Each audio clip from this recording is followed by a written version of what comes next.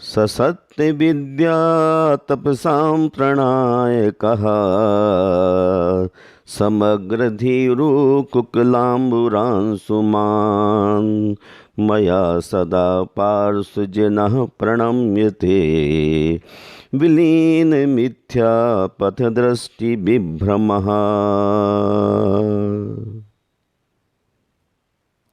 राजकुमार parched की आत्मा आनंद से सतत संतुष्ट रहती थी। वे सर्व चिंताओं से विमुक्त आत्मनिष्ठ थे। उनके चेहरे पर आनंद खेलता था, मंगल हास्य थिरकता था। संतोष की अनुकंपा माधुरी उनके हृदय में आसीन थी। विषय वासनाओं से तो उनमें पहले से ही अनुपस्थिति थी। उनमें सिर्फ एक ही पीड़ा थी। जब से वे तड़पते नांग दंपति को शांति का अमोघ अपराजित मंत्र नमोकार देकर आए थे, उनकी आत्मा में घोर अशांति ने पैर जमा लिए थे। तपस्वियों के अज्ञान तप ने उन्हें भीतर तक हिला दिया था।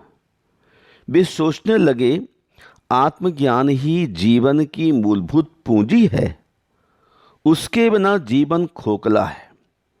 धर्म केवल जन्म ही नहीं, जीवन भी देता है।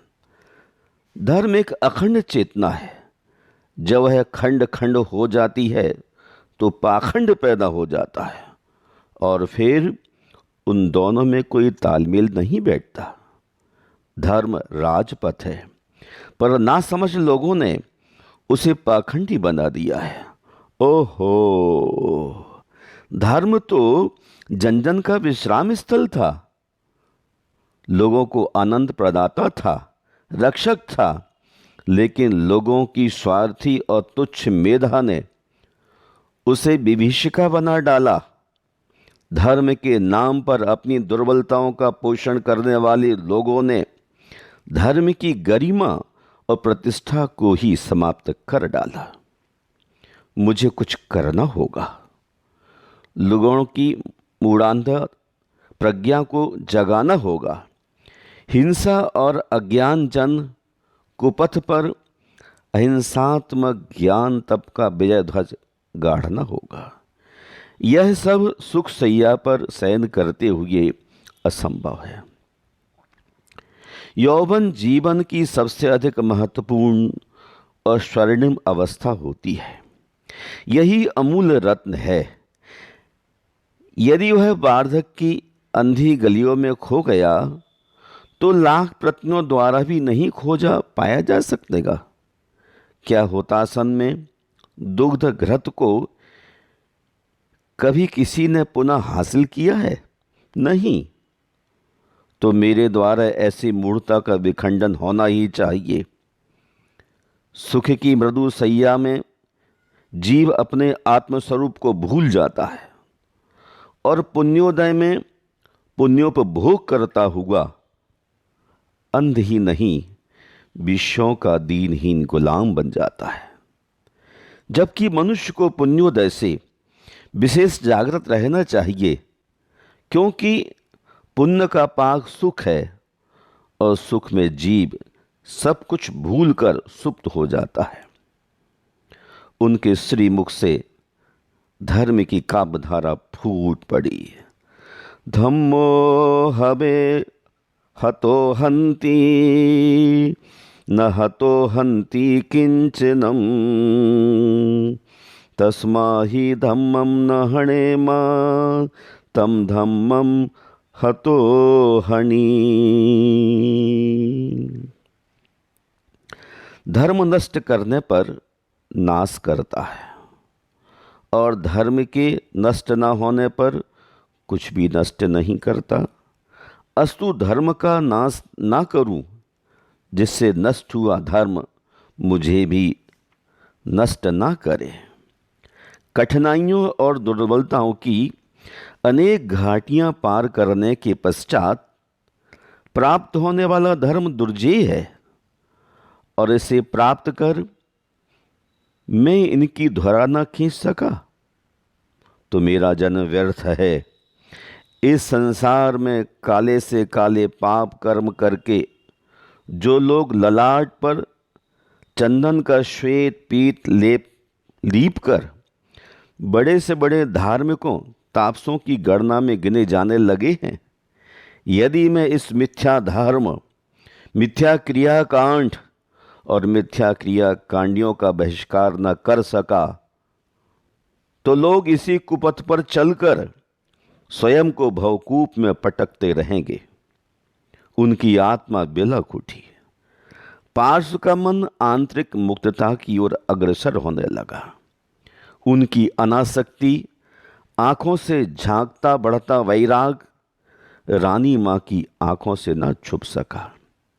उनकी ममतामयी आंखों ने वैराग की परिभाषा, उसका आद्योपांत स्वरूप और परिणाम पढ़ डाला। वह व्यग्र हो उठी। ओह, मेरे बेटे के महाप्राणों में वैराग जन्म पा चुका है। उसके हृदय के स्वच्छ दर्पण में ज्ञान और संयम की दिव्य ज्योत प्रतिबिंबित होने लगी है। यह कोई आकार ले, उससे पहले ही मैं उसे राग की धूल से धूमिल कर दूं, मोह परमाणुओं से आच्छादित कर दूं, नहीं तो यह अमृत कुंड हाथ से निकल जाएगा। वह विचारों की गहरी खाइयों में उतर गई। उनका धैर्य छूटने लगा।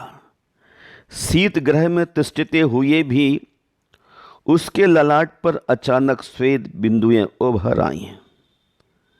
तभी उसने अनुभव किया, किसी ने मेरे बाम कंध का स्पर्श किया है। वह हिरणी सी चौंक पड़ी। अपने विश्वलोचन के पिता विश्वसेन के सामने पाकर वह कुछ छिपाने की झूठी चेष्टा करने लगी।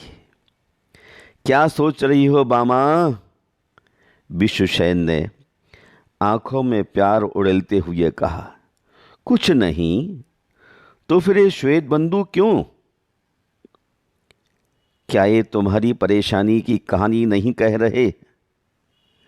हाँ, मैं सोच रही थी कि पार्श्व का विवाह कर दूं, यही ना? कहो ना, चुप क्यों हो गई? तुम अपने पति को अब तक नहीं पहचान पाई? बामा, तुम्हारी विचारधारा का मैं भी एक सहयात्री हूं।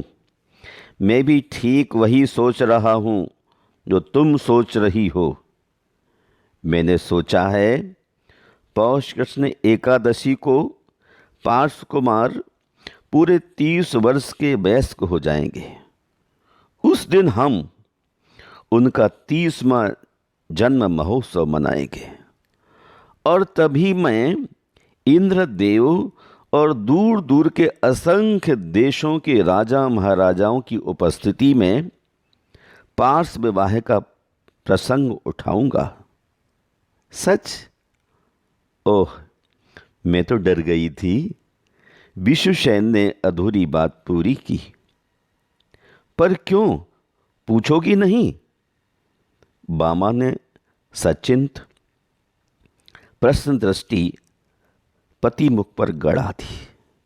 नहीं बामा, नहीं, मैं तुम्हारे डर का कारण कभी नहीं पूछूंगा, क्योंकि मेरा पितृ हृदय तुम्हारे पुत्र मोह और तुम्हारे पुत्र वैराग की सारी प्रकट अप्रकट रेखाओं को भली भांति पढ़ चुका है।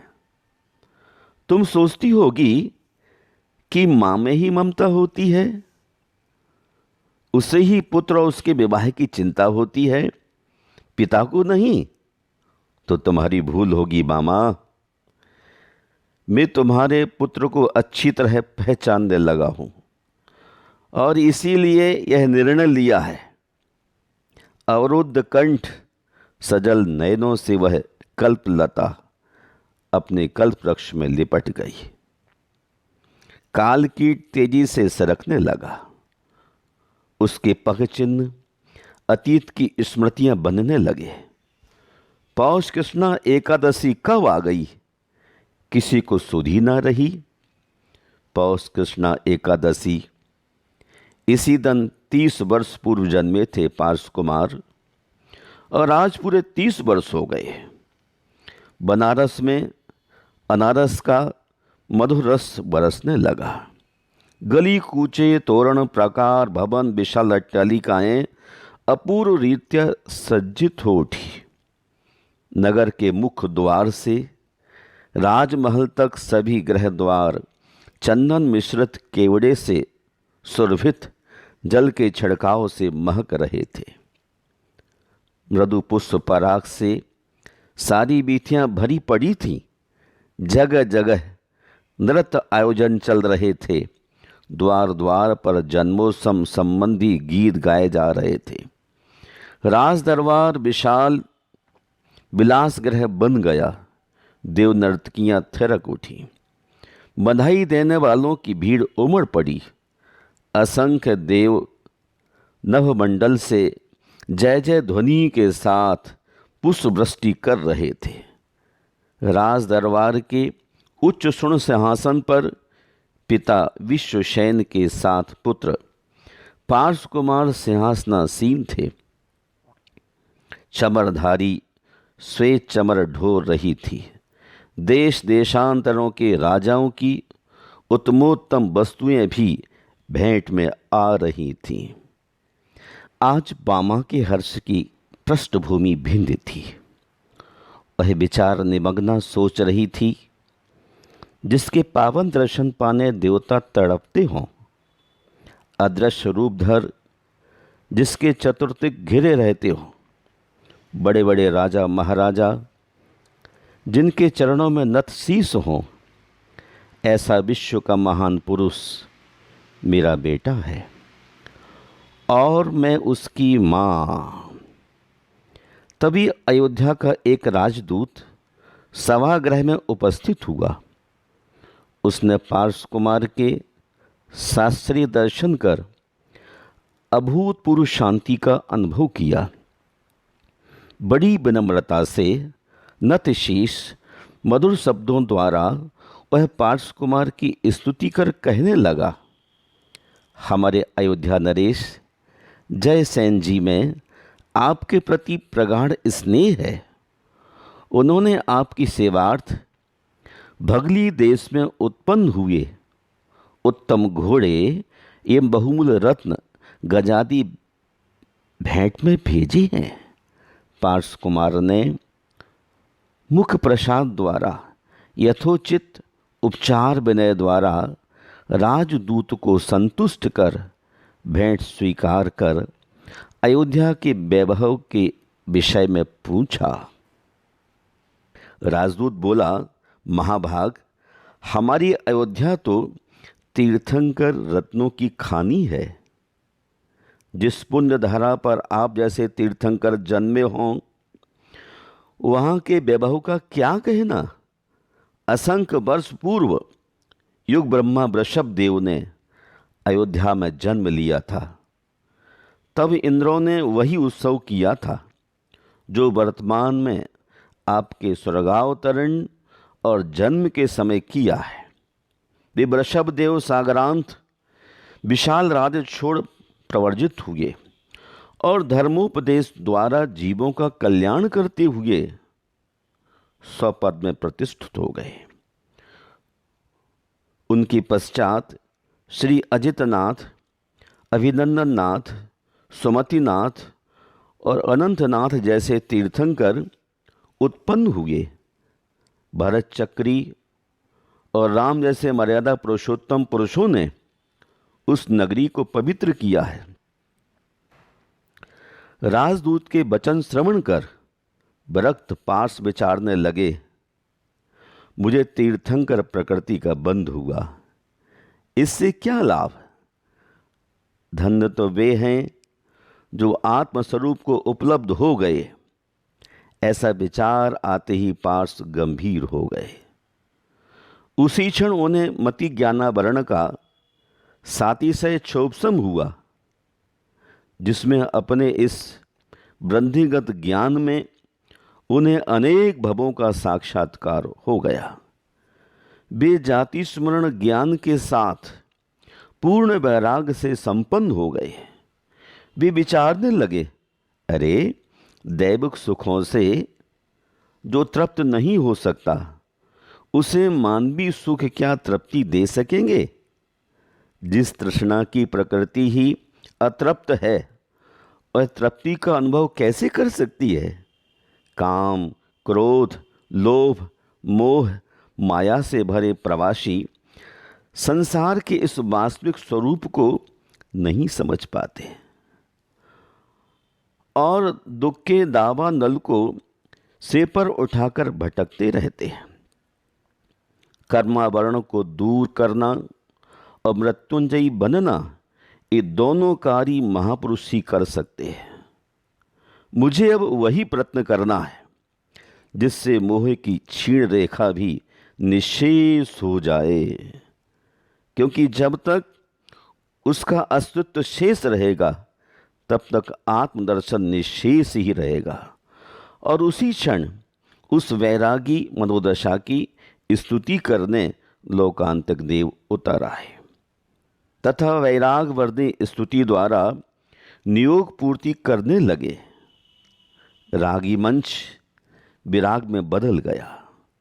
राज दरबार तपोवन सा प्रतीत होने लगा।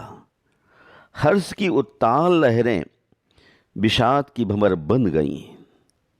महाराजा विश्वसेन और साम्राज्ञी बामा इस बदलते दृश्य को देख मूर्छित हो गए। सचैतन्य होने पर विलाप करने लगे, हा पुत्र, मेरी ये वृद्ध आंखें दूसरा ही स्वप्न देख रही थीं। तात, क्या आप नहीं जानते, ये विलासिता के साधन हमारे जीवन चमन को उजाड़ कर न केवल वीरान बना देते हैं, वरन दर्द भरा जीवन जीने के लिए विवश ही कर देते हैं। भौतिकता आध्यात्मिक शांति नहीं दे सकती। विषय सामग्री अध्यात्म जागरण में बाधक है।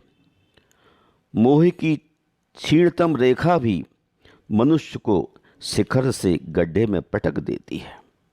हे तात, मैंने इस सुसुप्त मोह की जड़ों को उखाड़ फेंकने का दृढ़ संकल्प कर लिया है। पुत्र का अंतिम निर्णय सुनकर उनकी दशा ऐसी हो गई मानो अंधकार के कूप में सूर्य डूब गया हो या प्रलयाग्नि से चंद्रमा को बुरी तरह झुलसा दिया हो, अथवा केली वृक्ष पर दिक्पाल गजराज कून पड़ा हो, अथवा आग में मोती गिरकर तड़तड़ फूट रहे हो। राजांगन का कल्प वृक्ष कल से ही दर दर का भिक्षा मांगेगा। इस कल्पना से भी भीतर तक कांप गए। उनके पैर लड़खड़ा गए, कंठ रुंध गया। कितने संयम के पश्चात कुछ शब्द फूटे, बस कुछ दिन धर्मपूर्वक राजसुख भोग कर आदि ब्रह्मा की भांति चतुर्थपन में भी तो आप दीक्षित हो सकते हैं। तात, आप भूल गए, आदि ब्रह्मा की आयु 84 लाख वर्ष पूर्व थी और मैं 100 वर्ष का अल्प सा कालखंड लेकर जन्मा हूँ। जीवन के 30 वर्ष तो व्यर्थी बीत रीत गए हैं। हे बप्पू, मुझे समझ में नहीं आता, क्या कोई भुजंग फण पर शांति से बैठ सकता है? क्या दीपिका आलिंगन के बाद भी कोई मशक जीवित लौट सकता है? तात, प्राणियों की समस्त चेष्टाएं सुख के लिए हैं और सुख धर्म के निमित्त से ही होता है। इसलिए मैं धर्म संग्रह हेतु समुद्यत हुआ हूँ। यद्यपि भौतिक दृष्टि से आपका विशाल साम्राज्य हीन नहीं है, तथापि आत्म सुख के समक्ष एकदम नगण्य नाचीज है। हे तात, धर्म बिना सुख की आशा करना व्यर्थ है।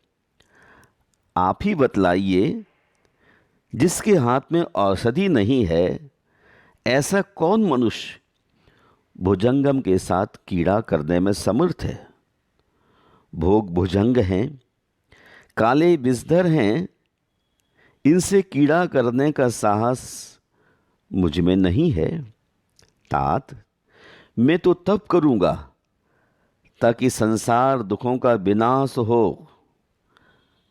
अरे, धोखा देने वाले भोगों से क्या प्रयोजन? तपः करोमि संसार दुखेन विनश्यति वावा भोगेषु प्रत्याशा विप्रलंभ न करिषु। राज और धर्म दो नीतियां हैं।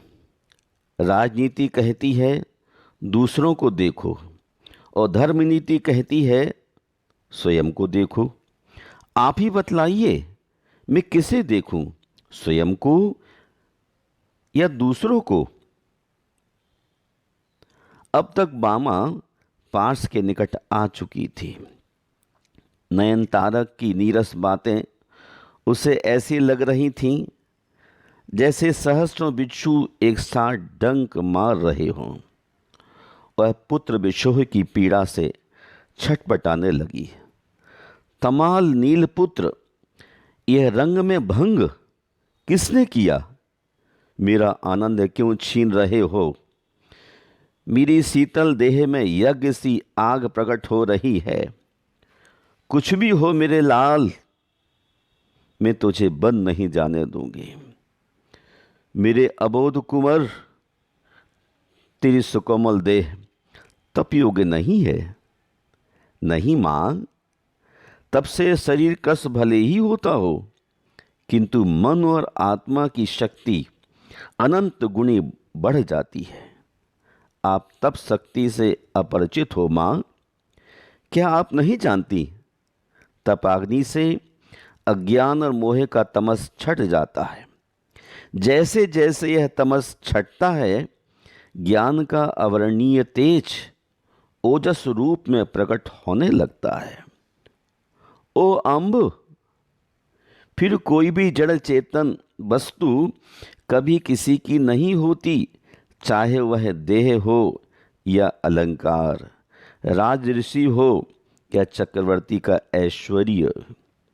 मनुष्य जब शरीर सुख का दास बन जाता है, तब उसकी विवेक शक्ति स्वयं नष्ट हो जाती है। और जो प्राणी इस रहस्य को परिज्ञात कर लेता है, वह अनंत दुखों को हल्का कर लेता है। बेटा, कुछ दिन ठहर जा, मैं तो तेरे साथ चलूंगी।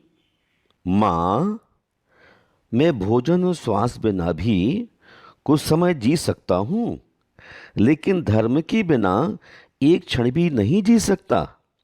मेरा दायित्व मुझे पुकार रहा है। मैं उस धर्म का पक्षधर नहीं हूं जो केवल क्रियाकांडों तक सीमित हो, जड़ उपासना से संबंधित हो, जो किसी अवस्था या परिस्थिति विशेष में किया जाता हो, या जिसमें सांसारिक जीवन दायित्वों से निवृत्त होने की अपेक्षा रहती हो। मेरी दृष्टि में धर्म वही है जो धारण करने वाली की अंतर्वृत्तियों को नई अर्थवत्ताएं सौंपता हो, अपेक्षित प्रयोजनीयता से अहिमंडित करता हो। आत्मनियंत्रण ही धर्म की आत्मा है, जो व्यक्ति को स्वार्थ से ऊपर उठाकर परमार्थ में प्रतिष्ठित करता है। वही धर्म है। बेटा, सिंहासन पर बैठकर भी तो महती प्रभावना के साथ धर्म रथ को खींच सकते हो। धर्म रथ धनपति नहीं खींच सकते मां, वह तो जीवन की सत्क्रियाओं से चलता है, त्याग पर टिकता है और संयम से बढ़ता है। पार्स की विवेकपूर्ण बातें सुनकर साध्वी तुल्या बामा के चित्त में कर्तव्य की रेखाएं उभर आईं। यूं तो वह अपने कर्तव्यों को सदा से निभाती आ रही थी, किंतु पुत्र मोह ने उसे बरसों से दबा रखा था। यदि मोहिनी ममता ना होती तो वह सदैव अनंत ओजस्विता के साथ दैदीप्यमान रहती। सर्व त्याग के पश्चात भी यह मेरा ही पुत्र रहेगा। त्रिभुवन के स्वामी की माता अंतःकरण में ऐसा विचार आते ही वह पुण्यशीला निर्भयता पूर्वक परम शांति को प्राप्त हुई। पिता विश्वसेन की आत्मा मोह परमाणुओं से आच्छादित थी। वे राज्य की मोहिनी बटी देकर निर्मोही को रोकने की चेष्टा करने लगे, क्योंकि पार्स अब भी प्रलोभन में फंसने वाले साधारण बालक की भांति उनके नयनों में तैर रहे थे। सो झट से बोले, प्रियवश, अनासक्ति के अभाव में वस्तु परित्याग सम्यक समाधान नहीं दे सकते, क्योंकि जन्म जन्मांतर की अंतर में दबी बुझी अतृप्त वासनाएं ना जाने कब ज्वालामुखी बन फूट पड़े। ले पुत्र, तू यह सुंदर राजमुकुट अपने सिर पर धारण कर। देख, स्वर्ण सिंहासन पर तू राज संचालन करते बड़ा सुंदर लगेगा। पार्सु पिता की चतुराई पर सिर्फ मुस्कुरा दिए। विवेकशीला मां अपनी ममता भूल गई। वह नाज से अपने पति से कहने लगी, प्रभो, आप कितने भोले हैं, अब तक नहीं पहचान पाए। वही इतना भोला नहीं जितना आप समझ रहे हो। इस कल्प वृक्ष को तुच्छ बेर का फल भेंट कर रहे हो।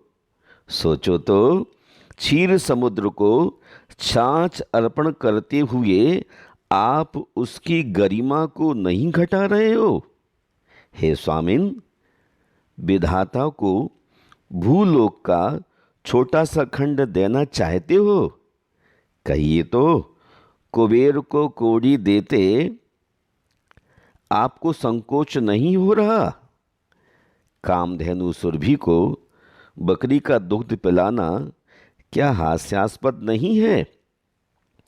आप मेरे मलय पर्वत को नीम की टहनी देकर उसका अपमान कर रहे हो। क्या आपको नहीं लगता शीतल चंद्र रश्मियों वाले पूर्णेंद्रु को प्रचंड दाहक तत्व समझकर पंखे से हवा कर शीतल करने की व्यर्थ चेष्टा नहीं कर रहे हो? हे जगत पिता के जनक, आप मेरे सूरवीर पुत्र की चिंता छोड़ दीजिए। जैसे सिंह की शरण में पहुंचे प्राणी को क्षुद्र श्यार नहीं खा सकता, वैसे ही आत्मबोधि के अंक में आश्वस्त मेरे पुत्र को दुनिया की कोई भी ताकत किंचित भी कष्ट नहीं पहुंचा सकती। रही दूसरी बात, जो आपने अनासक्ति के अभाव में वासनाओं के ज्वालामुखी फूट पड़ने की कही, वही भी सर्वथा व्यर्थ है। अरे, आत्मबोधि के विशाल महासागर में जहां वैराग की उत्ताल तरंगें उछालें मार रही हों, वहां वासना की तुच्छ मछलियां निर्बाध विचरण कर सकेंगी? यह आपकी मोही आत्मा का सोच है। विवेक की छांव में बैठकर अपने अनासक्त क्षत्रिय तीर्थंकर पुत्र की आत्मा को उसी की आंखों से पढ़ने का प्रयत्न कीजिए। छत्राणी मां की वीरोचित वाणी सुन पार्स का मुखमंडल अपूर्व दीप्ति से धमक उठा। वे देवागत बिमला नामक पालकी पर आरूढ़ हो महाप्रयाण कर गए। सर्वजन नयनाभिराम रूप तमाल नील शरीरी श्री पार्श कुमार के अभिनस्करण करते ही विश्वशैन को लगा जैसे मैं निष्प्राण हो जाऊंगा। वे चीख पड़े, ओ भामा, तूने मेरी स्वागत काम दुधा को संभाल कर क्यों नहीं रखा? हे देव, तूने मेरे द्वार पर कल्प वृक्ष को उगाकर क्यों उखाड़ डाला? हाय, कितना अभागा हूं मैं। सद्भाग से प्राप्त अमृत कुंभ रुक्ष सिकता के ढेर में गिर गया। हाँ दुर्देव, तू भी कितना निष्ठुर है। चिंतामणि की सीढ़ी पर सुखासीन मुझे देख नहीं सका। आखिर तूने मेरी सीढ़ी छीन ली, जिससे मैं चतुर्मुखी उन्नति के अगले सोपान चढ़ने के स्वप्न संजोए था। कहती हुए धरा पर गिर पड़े।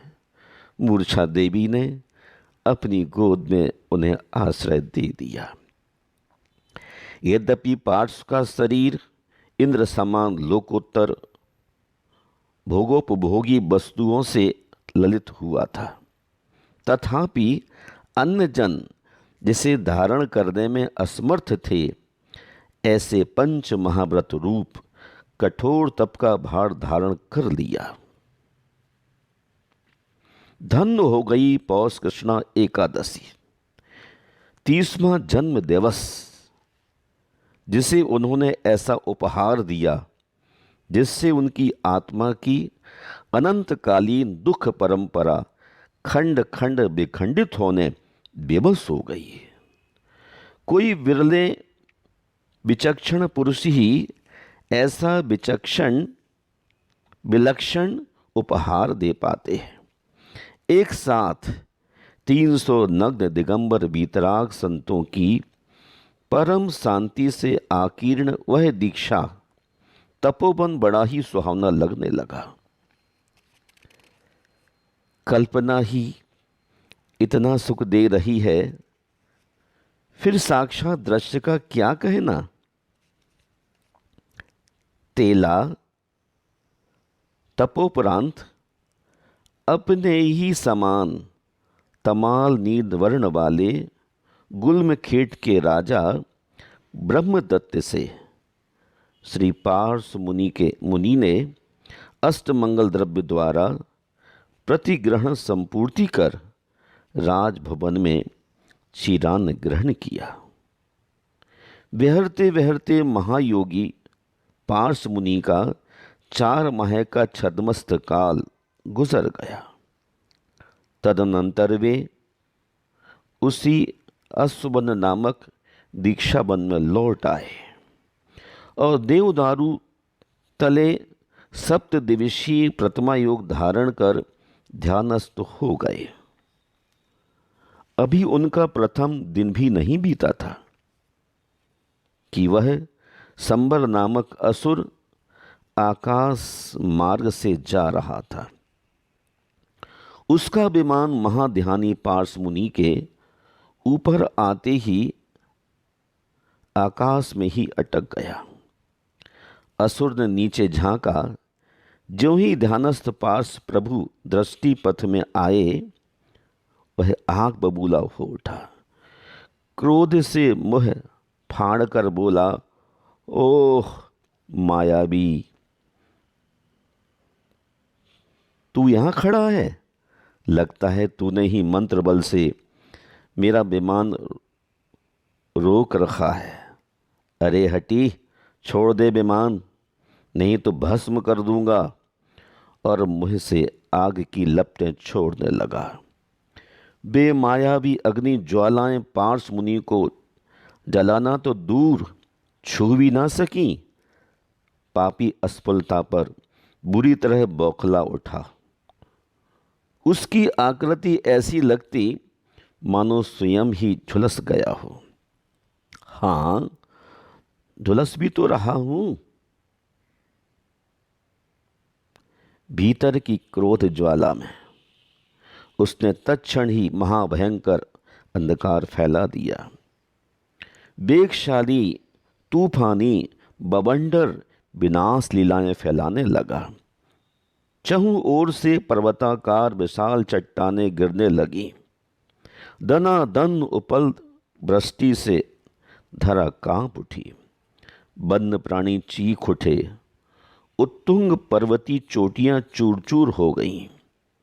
विकराल आकृतियों की हुंकारों से दीक्षा बन दहल उठा, किंतु महामना पार्स अपनी पार्श्ववर्ती मायावी लीलाओं से किंचित भी विचलित नहीं हुए।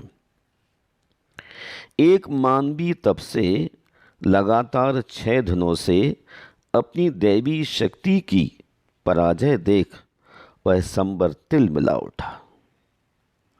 आज 7वां दिन है। वह असुर आज अपनी संपूर्ण शक्ति का एक साथ उपयोग करने लगा। दिग दिगंत को लील जाने वाली काली काली घटाओं ने संपूर्ण अग्नि और अंबर को अपने आगोश में समेट लिया। हृदय को चीर देने वाली भीषण गर्जनाएं करती हुई बिजलियां कौंधने लगीं। वज्रपात जैसा मूसलाधार जल बरसने लगा। यमराज तुल्य अतिशय निष्ठुर संबर हाथ में पैना भाला लिए, नरमुंड की माला पहने, सर्पों भूतों और बेतालों के झुंडों के साथ विनाशी दैत्य नृत्य करने लगा। धीर वीर पार्स चेतना की गहराइयों में उतरने लगे। धर्म ध्यान में निमग्न प्रभु बाहर से विरक्त बेखबर थे। स्मरणीय है, धर्म और कर्म युद्ध चल रहा था। जिन पाप कर्मों का प्रतिकार अशक्य है, उनके उदय में भी धर्म पुरुष का उपकार करता है। यद्यपि उनकी अनादि कर्म श्रृंखला में बंधे कोई निधत्ती और कोई निकाचित कर्म जो अभुक्त नहीं छूटते उपस्थित थे, इसलिए कटु हालाहल तुल्य विषम पीड़ाकारक दुखदायी पदार्थों को जुटा रहे थे, किंतु पार्स अपने पार्स में पड़ी इस कष्टप्रद सामग्री से अस्पर्शित अननुभूत थे। यद्यपि उस समय पार्स का धर्म उनकी पूर्वोपार्जित पाप कर्म शक्ति से हीन था, इसलिए पाप को हटाने असमर्थ था। तथापि अपने धर्म पार्स की अपेक्षा भी नहीं कर रहा था। प्रश्न है, फिर धर्म क्या कर रहा था? ना तो पाप को हटा रहा था, न धर्मात्मा की अपेक्षा कर रहा था, तो क्या कर रहा था? यद्यपि धर्म ये दोनों काम नहीं करता, फिर भी चुपचाप छुपे रूप में धर्मात्मा पुरुष में आनंदामृत की वर्षा करता। पार्स मुनि के घट में धर्म यही कर्म कर रहा था, उसमें आनंदामृत बरस रहा था। इसलिए वे बाहर के विष से स्पर्शित थे। यहीं अमृत झड़ी सघन होकर समर्थ हो रही थी उपसर्ग निवारण में। इधर संबर ने प्रभु की अचल मुद्रा देखी। वह विचलित हो उठा।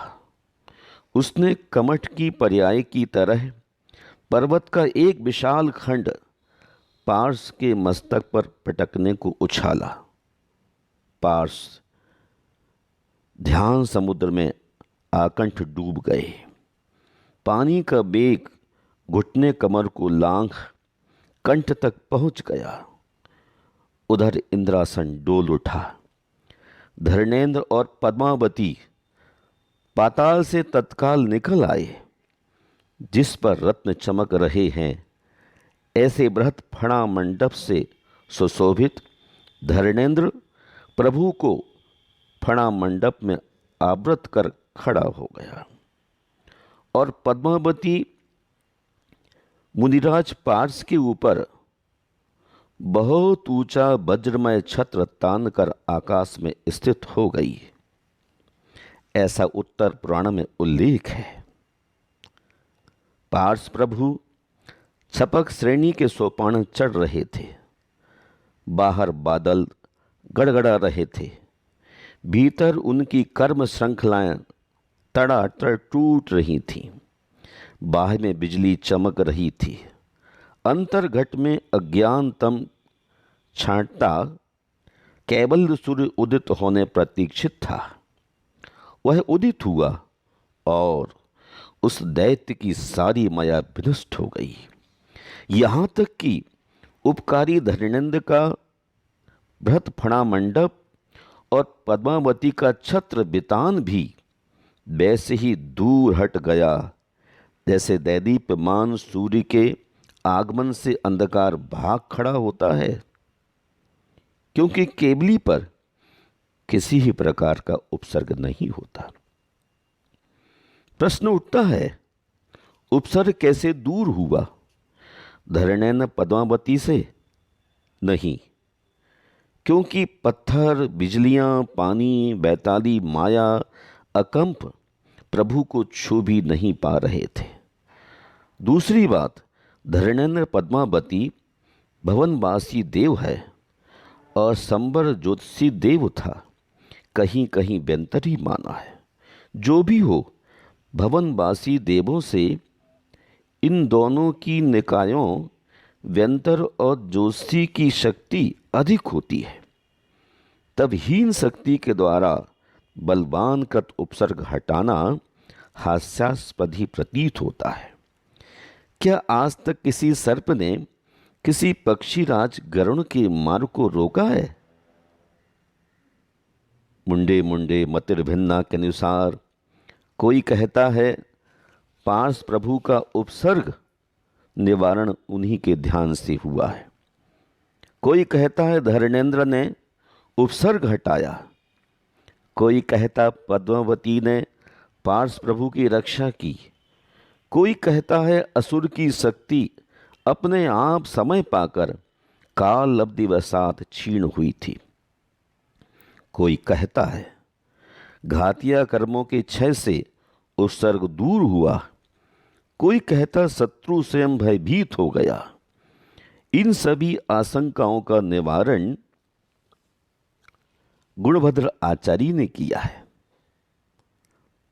पर्वत का फटना, धरणेन्द्र का फड़ा मंडप तानना, पद्मावती द्वारा उनके ऊपर वज्रमय छत्र धारण करना, घातिया कर्मों का क्षय होना, कैवल्य प्राप्ति होना, धातु रहित परमोदारिक शरीर की प्राप्ति होना, जन्म मरण रूप संसार का विघात होना, संबर देव का भयभीत होना, आपके तीर्थंकर नाम कर्म का उदय होना, सर्व विघ्नों का विनष्ट होना, ये सब कार्य एक साथ ही तो प्रकट हुए थे।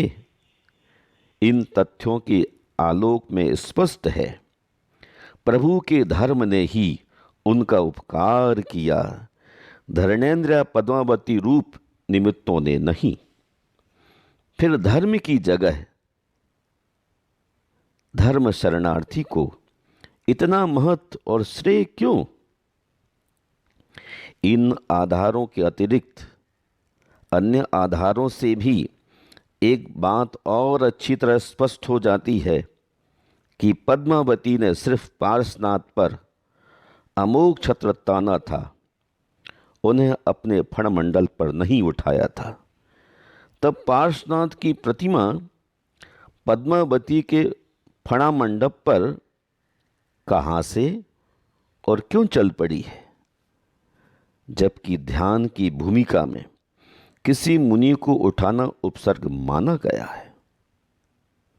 आपकी परीक्षा कर उन्हें प्रणाम करने वाले महान तार्किक उद्भट आचार्य समंत्रभद्र ने भी पार्स उपसर्ग में केवल धरणेन्द्र की चर्चा की है। शंभु स्तोत्र में उपसर्ग से युक्त जिन पार्श्वनाथ भगवान को धर्मेंद्र नामक नाग कुमार देव ने चमकती हुई बिजली के समान पीली कांति से युक्त बहुत भारी फणा मंडप रूपी मंडप द्वारा उसी तरह बेष्टित कर लिया था जिस तरह काली संध्या के समय बिजली से युक्त मेघ पर्वत को बेष्टित कर लेते हैं। इसी प्रकार पुराण सार संग्रह भी कहता है, धर्मेंद्र अपनी 1000 फणाओं से भगवान को ढककर खड़ा हो गया और उसकी देवी पद्मावती नागनी बैडूर मणि के दंड से युक्त छत्र को धारण कर खड़ी हो गई। और भी तथ्यों से स्पष्ट है, न धर्मेंद्र ने फणा मंडप पर पार्श्वनाथ को उठाया, न ही पद्मावती ने। धर्मेंद्र ने अपनी फणाओं को ऊपर उठाकर पार्श्वनाथ पर रक्षा मंडप बनाया था। केवल ज्ञान प्रकट होते ही धर्मेंद्र का भक्ति बस ताना, फण मंडप एवं पद्मावती का छत्र धारण दोनों ही समाप्त हो गए। संबर असफल होकर चरणों में प्रणत हो गया। वीत राग के सम्मुख भक्ति राग और देश प्रलाप दोनों ही नतशीस पराजित हैं। इंद्र और देवकृत केवल ज्ञान पूजा समोषण प्रताप से संबर भी शांत हो गया तथा उसने जिन चरणों में बैर से बसीभूत हो मिथ्यात्व की ग्रंथियों पर दृढ़ किया था, आज उन्हीं चरणों में सम्यक दर्शन संबंधी विशुद्धि प्राप्त कर ली। वह गिड़गिड़ाने लगा, महाप्रभु क्षमा दान दीजिए, मैं अकारण अकेला ही आप पर उपसर्ग करता रहा और आप अकारण ही मुझे क्षमा करते रहे। धन्य है आपका प्रभाव को और धिक्कार है मेरे पामरता को। इस बोधप्रद दृश्य ने उसी वन के निवासी 700 तपस्वियों का दृश्य हृदय परिवर्तित कर दिया। उन्होंने मिथ्यात्व का बमन कर उत्तम संयम धारण कर लिया और शुद्ध सम के धारी वे सभी महाभाग महाप्रभु की महाकृपा पा सदा को उन्हीं चरणों में अनुचर हो गए।